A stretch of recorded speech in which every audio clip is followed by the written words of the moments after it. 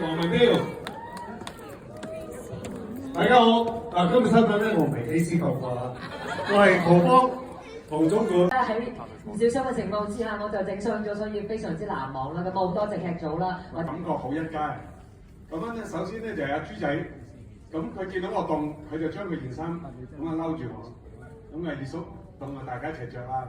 咁跟住咧，未到行餘，咁啊跟住阿孫圈啊攬住個暖水袋，佢見到我，佢話：標你凍啊，我俾個暖水袋你。咁我就揸住個暖水袋。跟住古老闆咧就話：你冇衫着咩？助手俾件羽絨我。俾我嗰件羽絨佢着，咁你成個雪人咁樣，係啦，我就。其實你有冇檢討過你成日做乜怕凍啦？係啊，冇咩係着錯衫嘅。我哋唔係嗰啲戲服嚟嘅咩？點解會着錯衫㗎？戲服好單薄嘅啫嘛，你知貴州啲天氣㗎啦。係啊，佢煮到快。係咁啊，係咁啊，係。我有小太陽，係我有小太陽，啱啊。係咁你咧幾時嚟啊？唔係，其實我幾感動一樣嘢就係。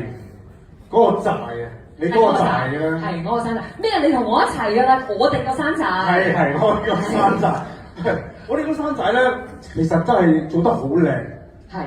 佢裏邊咧，佢真係好方便，其實可以住人嘅。其實裏邊真係每一樣嘢都係運行到喐到嘅。嗱，冇劇透啊！佢哋一陣間慢慢自己睇。唔係，即係話俾你聽，大家可以即係細心。好細喺細好細緻嘅。係好細緻，佢做得好細緻。咁啊，呢個我都幾感動下嘅，因為真係都唔少本抌落去做呢個山寨。所以咧，我哋今次咧，古老闆咧為咗呢套戲圓你哋嘅夢又圓我哋嘅夢咧，佢真係好出心出力嘅。希望大家可以支持我哋《尋秦記》，希望支持我哋嘅票房。嗱，好耐大家都冇入過電影院啦，希望大家可以繼續支持我哋香港嘅電影。